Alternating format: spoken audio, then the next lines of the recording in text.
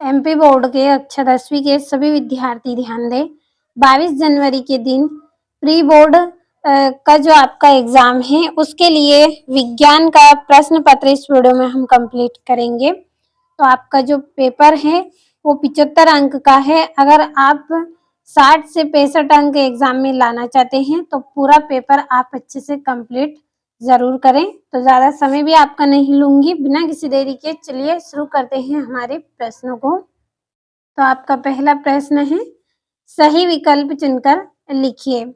तो पहला आपको यहाँ पे एक अभिक्रिया दी गई है Fe2O3 प्लस 2Al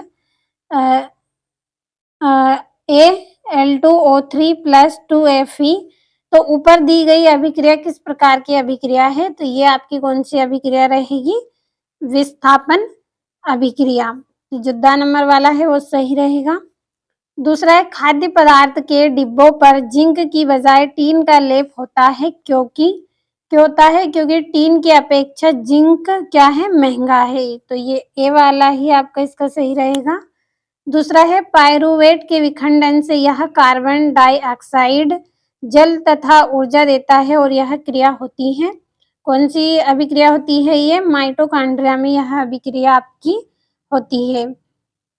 अगला है, मस्तिष्क उत्तरदायी है। तो मस्तिष्क किसके लिए उत्तरदायी है? सोचने के लिए, समझने के लिए, शरीर का संतुलन बनाने के लिए, या उपरोक्त सभी? तो उपरोक्त सभी इसका आंसर रहेगा।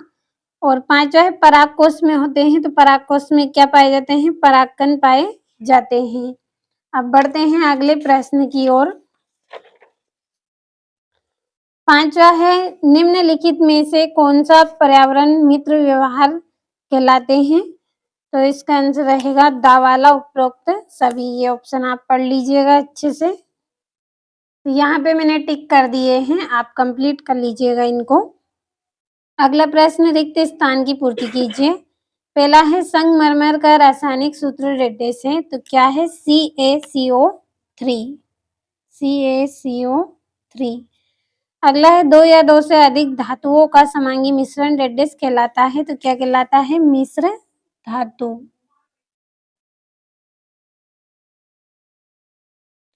अगला है, संतृप्त हाइड्रोजन रेड कहलाता है। तो क्या कहलाता है? एल्केन। अगला है, अंतःस्रावी ग्रंथियों से निकलने वाला रसायन रेड कहलाता है। तो क्या कहलाता है? हार्मोन।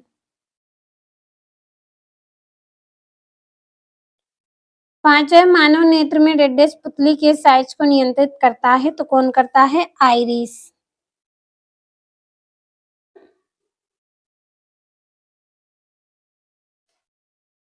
और छठा है, यदि गोली दर्पण की वक्रता त्रिज्या 20 सेंटीमीटर है तो इसकी फोकस दूरी रेड होगी। तो कितनी होगी? 10 सेंटीमीटर। ये रिक्त स्थान हो गए हैं। और इंग्लिश मीडियम वाले बच्चे, आप इनको अच्छे से ट्रांसलेट कर लीजिएगा सभी को, और भरोसा रखिए आपका पूरा पेपर इसी में से रहेगा।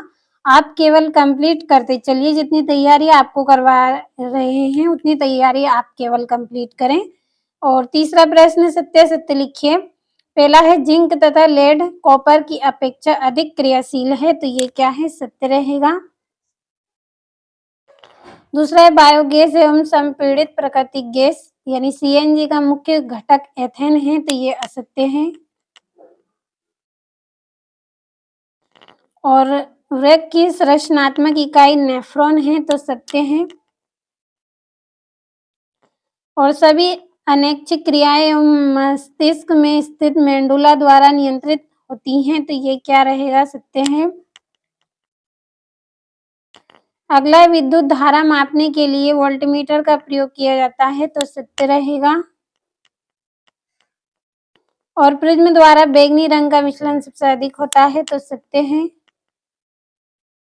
और यहाँ से भी आप कंप्लीट करिए। और ये आपका चौथा प्रश्न, सही जोड़ियां मिलाइए। पहला है, टमाटर। तो टमाटर में क्या है? ऑक्जेलिक अम्ल पाया जाता है। दूसरा है, सामान्य रक्तदाब। तो इसकी जोड़ी रहेगी आपकी 120 mm से 180 mm। तो ये दूसरी जोड़ी। तीसरी है, पारदप हार्मोन। तो इसका आएगा साइटोकाइनिन। चौथी विद्युत धारा का चुंबकीय प्रभाव ऑस्ट्रेड ने दिया था। और आनुवांशिक पदार्थ, तो इसका रहेगा आनुवांशिक जो पदार्थ है वो क्या है, डीएनए है आपका। और आनुवांशिक अपवर्तन, तो अपवर्तन की जोड़ी रहेगी आपका स्नेल का नियम। छठी जोड़ी हो गई कंप्लीट, अच्छे से करिएगा आप।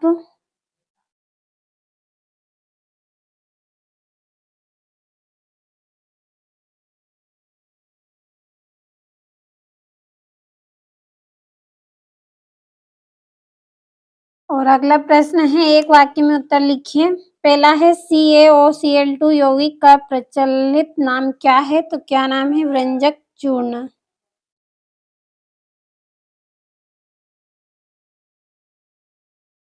व्यंजक चूर्ण।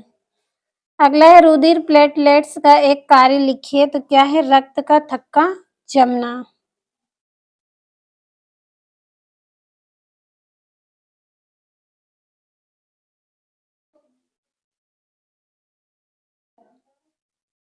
अगला है वंशानुगत लक्षण का एक उदाहरण दीजिए, तो त्वचा का रंग, आंख का रंग।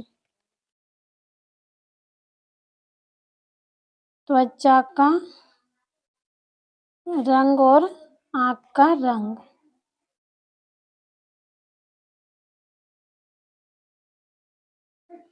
अगला विद्युत बल्ब के तंतुओं को बनाने के लिए किस धातु का उपयोग किया जाता है, टंगस्टन धातु का प्रयोग किया जाता है।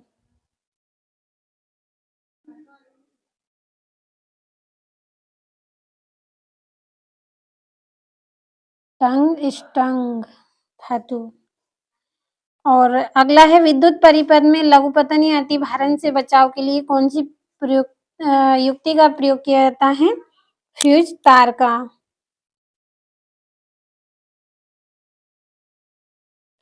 और लेंस सूत्र आपको लिखना है, तो लेंस सूत्र रहेगा 1/f बराबर रहेगा 1/v माइनस 1/u।